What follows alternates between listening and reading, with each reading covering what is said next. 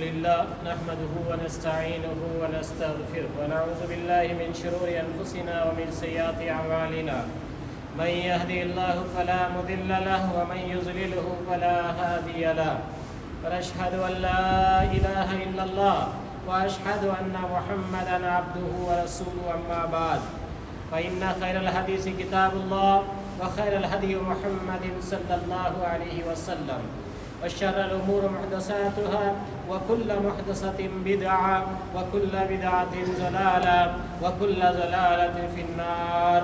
أعوذ بالله السميع العليم من الشيطان الرجيم من همزه ونفخه ونفثه. بسم الله الرحمن الرحيم. يا أيها الناس اتقوا ربكم الذي خلقكم من نفس واحدة خلق منها زوجها وبث منهما رجالا كثيرا ونساء واتقوا الله الذي تساءلون به والأرحام إن الله كان عليكم رقيبا. يا أيها الذين آمنوا اتقوا الله حق تقاته ولا تموتن إلا وأنتم مسلمون. يا أيها الذين آمنوا اتقوا الله وقولوا قولا سديدا يصلح لكم أعمالكم ويغفر لكم ذنوبكم ومن يطع الله ورسوله فقد فاز فوزا عظيما. وقال الله تعالى عز وجل يا أيها الذين آمنوا ادخلوا في السلم كافة ولا تتبعوا خطوات الشيطان إنه لكم عدو مبين. تمام قسم کی حمد و ثنا تعریف و کبریائی و بڑائی اللہ وحدہ لا شریک کے لیے لائق و دیبا ہے، جس نے ہمیں اور آپ کو پیدا فرمایا. بیش بہا درود و سلام ہو تمام انبیاء علیہ السلام کی جماعت پر، بالخصوص میرے اور آپ کے آخری نبی سید المرسلین جناب محمد رسول اللہ صلی اللہ علیہ وسلم پر. اللہم صلی علی محمد وعلى آل محمد كما صليت على إبراهيم وعلى آل إبراهيم إنك حميد مجيد. اللهم بارك على محمد وعلى آل محمد كما باركت على إبراهيم وعلى آل إبراهيم إنك حميد مجيد.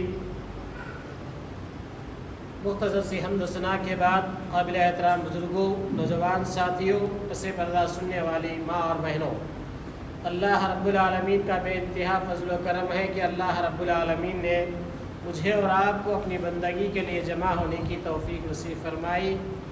یہ بات قابل شکر گزاری کی ہے، اس لیے ہمیں اور آپ کو اللہ کی بارگاہ میں شکر بجا لانا چاہیے. آئیے آج کے ہمارے اس جمعہ کا عنوان ہے حسد کرنے والے، یعنی آج کا یہ جمعہ حسد کرنے والوں کے نام ہے. حسد ایک ایسی بیماری ہے جو انسانی زندگی کے اندر جان کر بھی انجانے میں بھی داخل ہو جاتی ہے، اور اس حسد کی بیماری سے جو بچا رہتا ہے وہی کامل اور مکمل ایمان والا ہوتا ہے. کیونکہ اللہ کے پیارے نبی صلی اللہ علیہ وسلم نے فرمایا جس طرح گھن لکڑی کو کھاتی ہے یا پھر جس طرح زنگ جو ہے لوہے کو کھاتا ہے، اسی طرح حسد جو ہے ایمان کو کھاتا ہے. تو بہت سے ایمان کے دعوے دار بھی اس حسد کی بیماری کی وجہ سے اپنے ایمان کو خیرآباد کہہ دیتے ہیں، لیکن پتہ ہی نہیں چلتا.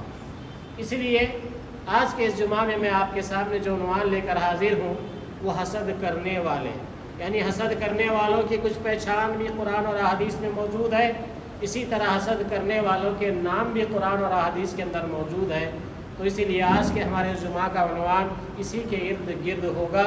تو اللہ رب العالمین سے دعا گو ہوں اللہ رب العالمین مجھے اور آپ کو اس عنوان کے تحت جو باتیں کہی جائے اور سنی جائے انہیں سمجھنے اور اس پر عمل کرنے اور ان برائیوں سے بچنے کی توفیق نصیب فرمائے. آمین یا رب العالمین. قابل احترام بزرگوں، اللہ رب العالمین نے قرآن مجید کے اندر واضح طور پر حسد کی تعریف کرتے ہوئے فرمایا وَمِن شَرِّ حَاسِدٍ إِذَا حَسَدَ، اور حسد کرنے والے کی برائی سے بھی جب وہ حسد کرے. جب وہ حسد کرے تو اس کی برائی سے پناہ مانگنے کی تعریف اللہ رب العالمین نے دیا ہے. الحسد، کسی مستحق نعمت سے اللہ رب العالمین، کوئی بندہ اس نعمت کا مستحق ہے تو اللہ رب العالمین اس کو اس نعمت سے مالا مال فرماتے ہیں. یا اللہ تعالیٰ جسے چاہتے ہیں اپنے بندوں میں سے جس کو جو چاہے دے کر اپنی نعمت سے اس کو سرفروب کرتے ہیں. تو ایسی نعمت جس نعمت کا وہ بندہ مستحق ہے، اللہ رب العالمین اس کو وہ نعمت عطا کرتے ہیں۔ جب وہ نعمت اس کو عطا ہوتی ہے تو دوسرا بندہ مستحق ہے اس نعمت کو دیکھ کر، جس بندے کو اللہ نے جو عطا کیا ہے اس کو دیکھ کر دوسرا بندہ اپنے دل میں اس نعمت کی زوال کا، اس نعمت کے ختم ہونے کا، اس نعمت کی بربادی کا، اس نعمت کے خاتمے کا ارادہ اپنے دل میں پیدا کرنا، اس کو حسد کہا جاتا ہے۔ تاج زمین کے اندر اللہ ماشاء اللہ ہم اور آپ میں سے ایسے کئی لوگ ہوں گے جو کسی بھی نعمتوں کو جب دیکھتے ہیں یا کسی کے پاس اس طرح کی فراوانی کو ہم دیکھتے ہیں تو یہ ہمارے دلوں کی کیفیت ہوتی ہے کہ آخر اس کے پاس آ کیا رہا ہے۔ سب سے پہلا جو وسوسہ آتا ہے، آخر اس کے پاس یہ آ کہاں سے رہا ہے۔ دینے والی ذات اللہ کی سب کو معلوم ہے، پھر بھی اس کے باوجود جب حسد دل میں پیدا ہوتا ہے، یہ سوال آتا ہے کہ یہ آ کہاں سے رہا ہے۔ ہاں جب آ رہا ہے تو ایمان والے کا دل اس کے لیے برکت کی دعائیں دیتا ہے، ایمان والا اس کے لیے برکت کی دعائیں دیتا ہے، اس پہ رب کی حمد و ثنا بیان کرتا ہے کہ ماشاء اللہ لا حول ولا قوت الا باللہ، کہ اللہ کے حکم اور اللہ کے منشا اور مرضی کے بغیر یہ نعمت نہیں ہو سکتی تھی، لہذا یہ آپ کو اللہ نے عطا کیا، اللہ اس میں برکت دے۔ تو ایمان والا جب دعا دینے والوں کو سنتا ہے تب وہ جواب میں کہتا ہے کہ بارک اللہ فیک، آپ کے لیے بھی اللہ تعالیٰ اس میں برکت دے، اسی کے مثل اللہ آپ کو بھی دے، وَإِيَّاكَ کہتا ہے۔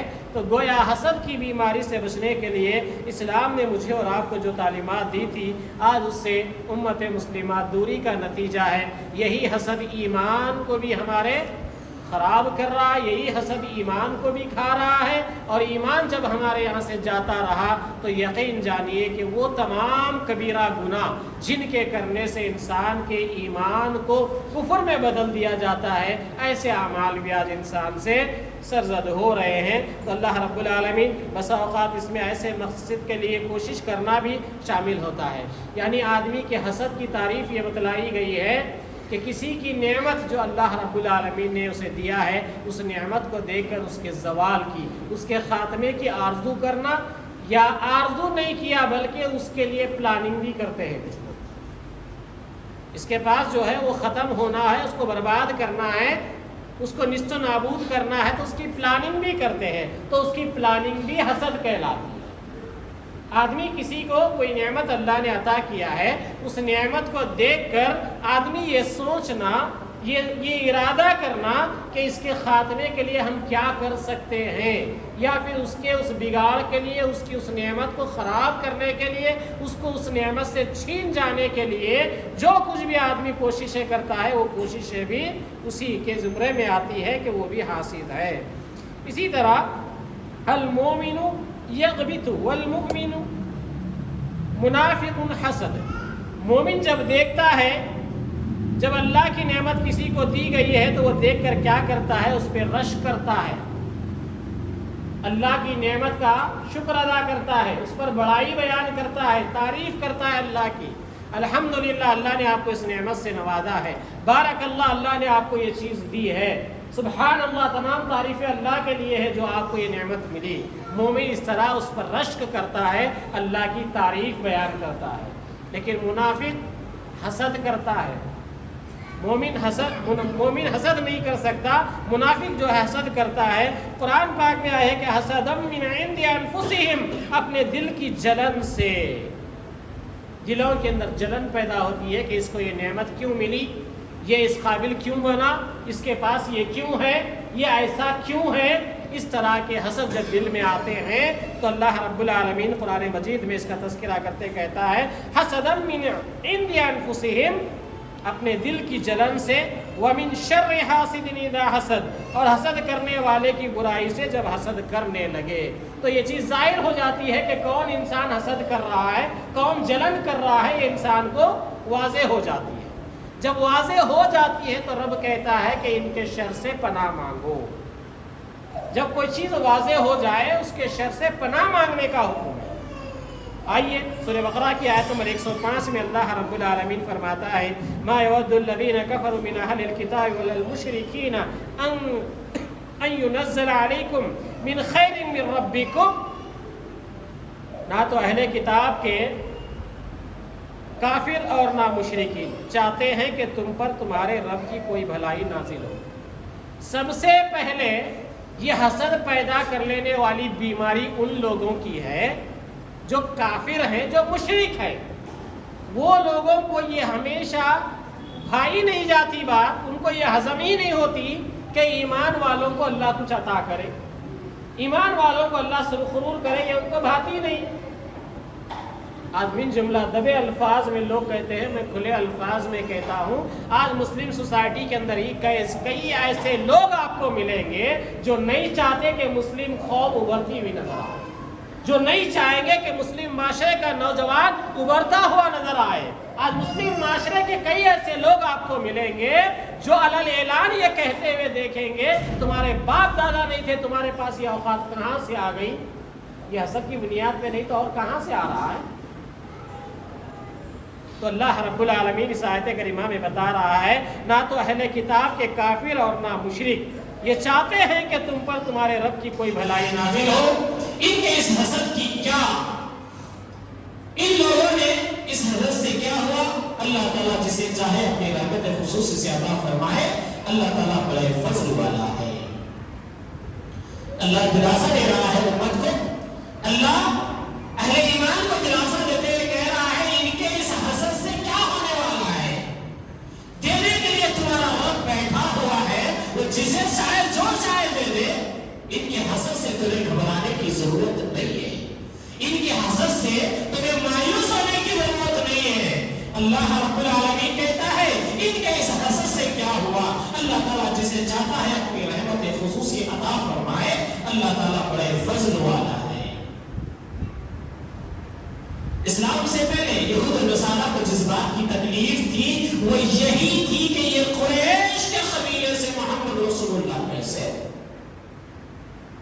یا بنو ہاشم کے قبیلے سے آخری پیغمبر کیسے؟ یہ یہود و نصارہ کی سب سے بڑی حاصلانہ وجہ تھی۔ ان کے دلوں میں جلن کی سبب تھی کہ پیغمبروں کا سلسلہ اس بنی اسحاق سے آتا آیا، بنی اسرائیل کے اندر آتے آیا، اب آگے بنی اسماعیل میں سے کیسے؟ لوگوں کو یہ حسد تھا۔ تو اللہ رب العالمین نے کہا اللہ کے پاس بہت کچھ نعمتیں ہیں، اور جس کو جو چاہے عطا کر دے، ان کے اس حسد سے تمہیں کیا لے گا؟ تو ایمان والوں کو بتایا جا رہا ہے ان کے اس حسد سے کیا ہوتا ہے۔ اللہ تعالیٰ جسے چاہتا ہے اپنی رحمت خصوصی سے اپنے فضل سے عطا کر دیتا ہے۔ سورہ بقرہ کی آیت نمبر 109 میں رب ذوالجلال فرماتا ہے ان اہل کتاب کے اکثر لوگ باوجود حق واضح ہو جانے کے، جو اہل کتاب ہیں، جو سابقہ امتوں کی تاریخ جاننے والے ہیں، یا سابقہ قوموں کے علماء ہیں، یہ اہل کتاب اکثر لوگ باوجود حق واضح ہو جانے کے محض حسد و بغض کی بنیاد پر تمہیں بھی ایمان سے ہٹا دینا چاہتے ہیں۔ اکثر اہل کتاب سے مراد کیا ہے؟ یہود و نصارہ، یا یہود و نصارہ کی روش جو آج بھی اس امت کے اندر پل رہی ہے۔ آج بھی یہود و نصارہ کی طرح کے نظریات جو اس امت کے اندر پل پھول رہے ہیں، رب فرماتا ہے ان اہل کتاب کے اکثر لوگ باوجود حق واضح ہو جانے کے، حق واضح ہے،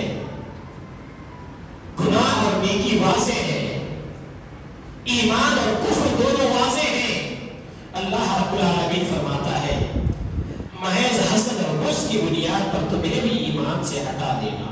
یہ حسد یہ بغض کس لیے ہو رہا ہے؟ محض ایمان سے ہٹانے کے لیے۔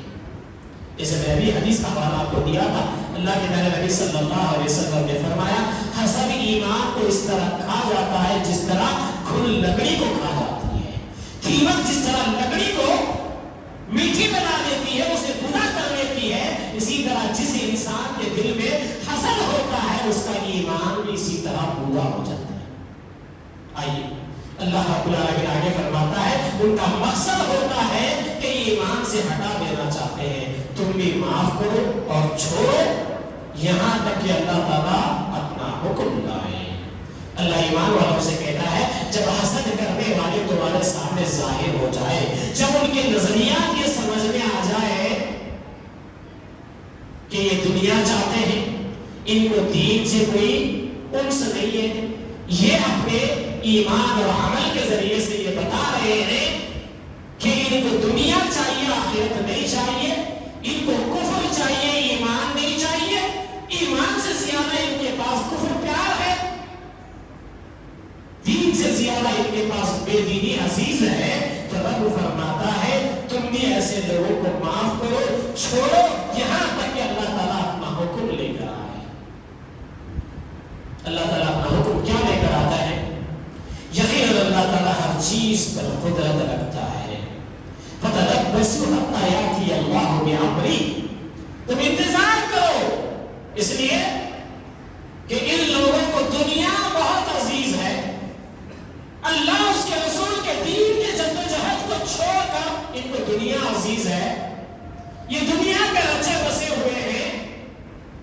ان کے حسد کا سبب یہی ہے کہ یہ نعمتیں مجھے کیوں نہیں مل گئی، یہ نعمتیں ہمیں کیوں نہیں حاصل ہوئی، یہ معاملات ہمارے پاس کیوں نہیں ہے، یہ فارمیلٹیز ہمارے اندر کیوں نہیں ہے، یہ کوالٹی ہمارے یہاں کیوں نہیں ہے. اس بات کے حسد میں اللہ رب العالمین فرماتا ہے تم اس وقت تک انتظار کرو، ہم ان کے لیے حکم لے کر آئیں گے. یقیناً اللہ تعالیٰ ہر چیز پر قدرت رکھتا ہے. سورہ بقرہ کی آیت نمبر 109 کے بعد اللہ رب العالمین سورہ آل عمران کی آیت نمبر 19 میں فرماتا ہے ان الذین عند اللہ. اسی طرح ایک مقام پر اللہ رب العالمین نے یہ بات بھی واضح طور پر کر دی ہے ان الدین عند اللہ الاسلام، کہ بے شک اللہ تعالیٰ کے نزدیک دین اسلام ہی ہے. اور اہل کتاب اپنے پاس علم آ جانے کے بعد دین اسلام ہی ہے ہر دور میں. ایسا نہیں ہے کہ اسلام مشرکین مکہ پر آیا تھا، ایسا نہیں ہے کہ اللہ کے نبی صلی اللہ علیہ وسلم اسلام لے کر آئے، اس سے پہلے انبیاء کچھ اور لے کر آئے. وہ بھی اسلام ہی تھا، لیکن مکمل اسلام محمد رسول اللہ صلی اللہ علیہ وسلم کے قلب اطہر پر اللہ رب العالمین نے ان الدین عند اللہ الاسلام وما اختلف الذین اوتوا الکتاب الا من بعد ما جاءتهم العلم بغیا بینہم کے ساتھ کہہ دیا بے شک اللہ تعالیٰ کے نزدیک دین اسلام ہی ہے، دین اسلام ہی ہے. اور اہل کتاب اپنے پاس علم آ جانے کے بعد آپس کی سرکشی. اہل کتاب کے پاس اسلام نہیں پہنچا ایسا نہیں ہے، ان کے پاس بھی اسلام پہنچا ہے. آج بھی ایک خبیث کا بچہ اسلام پہنچا ہوا ہے، لیکن اسلام کے بدنام کرنے کے لیے کیا مسلمان قرآن کو جانتا ہے کہ نام سے قرآن چھاپتا ہے؟ سوشل میڈیا کہہ رہا ہے آج، لیکن وہ مسلمان جن کی زندگی میں باپ دادا کے مرنے پر ہی قرآن یاد آتا ہے یا رمضان بقرعید کو قرآن ہاتھ میں آتا ہے، وہ قوم کیسے ایسے فتنوں سے، ایسے حاسدوں سے بچ پائے گی؟ آئیے اللہ رب العالمین فرماتا ہے آپس کی سرکشی اور حسد کی بنیاد پر یہ اختلاف کیا ہے، اور اللہ تعالیٰ کی آیتوں کے ساتھ جو بھی کفر کرے اللہ تعالیٰ اس کا جلد حساب لینے والا ہے. ایک سال نہیں گزرا تھا، ایک 27 آیتوں کو نکالنے کی بات کرنے آیا تھا. انشاءاللہ اللہ کی ذات سے امید ہے یہ سال نہیں گزرے گا، یہ قرآن کو بدل کر کتاب کا دوسرا نام دے کر جس میں کفر ملانے والا بھی اللہ کی زمین پر باقی نہیں رہے گا. کیوں؟ اللہ تعالیٰ کہہ رہا ہے ہم بہت جلد ان کا حساب لیں گے. اللہ پر ہمارا ایمان ہے. اللہ جب حساب لینے پر آتا ہے تو کسی کو چھوڑتا نہیں ہے.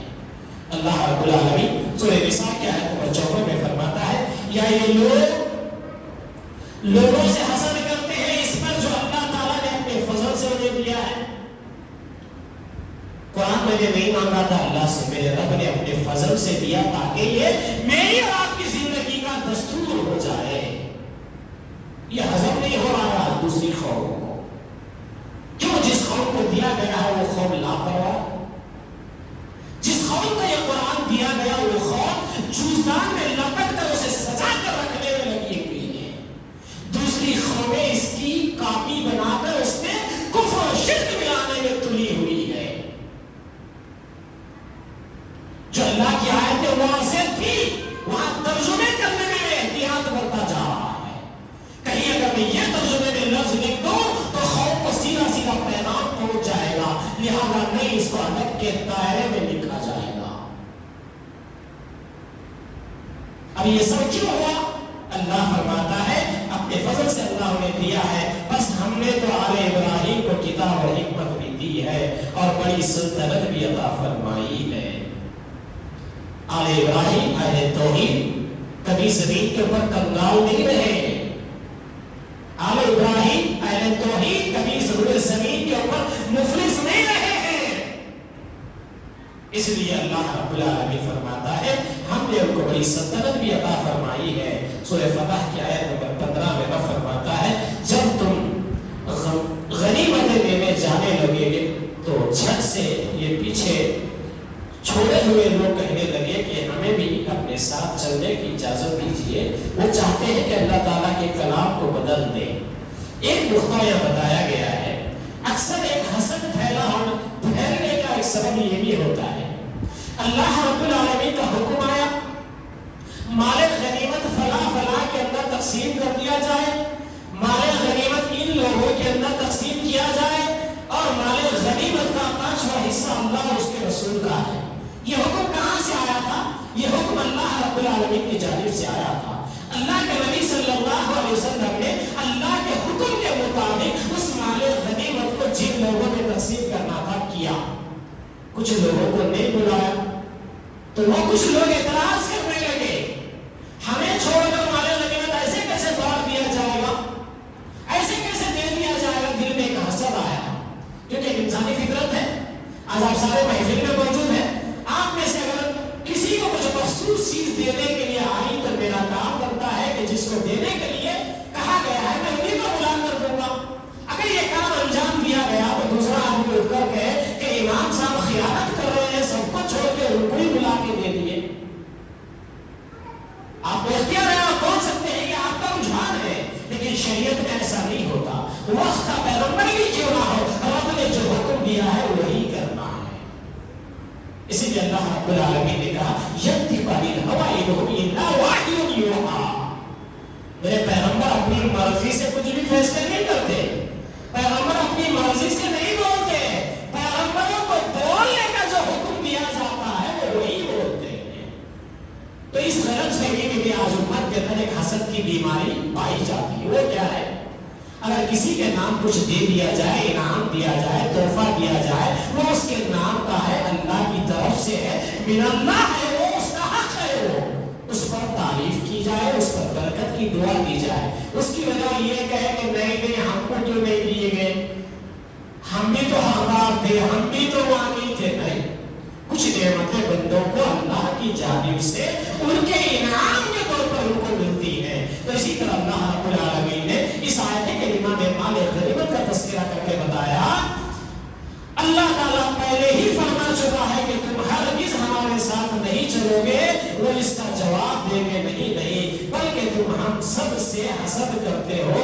اصل بات یہ ہے کہ وہ لوگ بہت ہی کم سمجھتے ہیں۔ اب حسد کی تعریف میں سمجھا رہا ہوں، پلٹ کے وہاں یہ کہا گیا کہ نہیں ہمارے سے آپ کو دشمنی ہے، اس لیے آپ ہم کو مال غنیمت نہیں دے رہے ہیں، ان لوگوں کو دے رہے ہیں۔ جبکہ حسد اصل ان کے دلوں کا تھا۔ کیوں؟ اللہ اس کے رسول کے فیصلے میں راضی نہیں تھی۔ اللہ نے کسی کو کوئی نعمت دیا اس پہ ہم راضی نہیں ہیں، یہی حسد ہے۔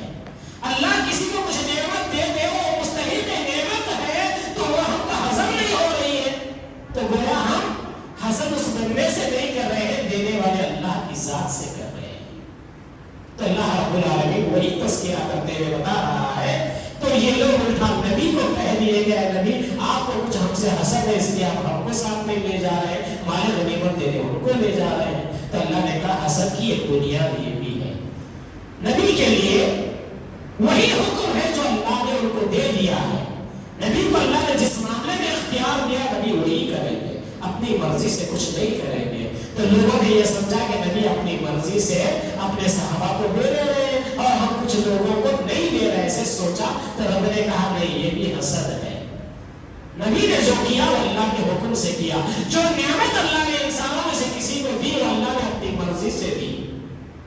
میرا اور آپ کا اختیار نہیں ہے کہ اللہ سے کوئی نعمت ہم مانگ لیں، مانگیے اللہ سے، مانگنے سے کوئی حرج نہیں ہے۔ اللہ جس کو دے دے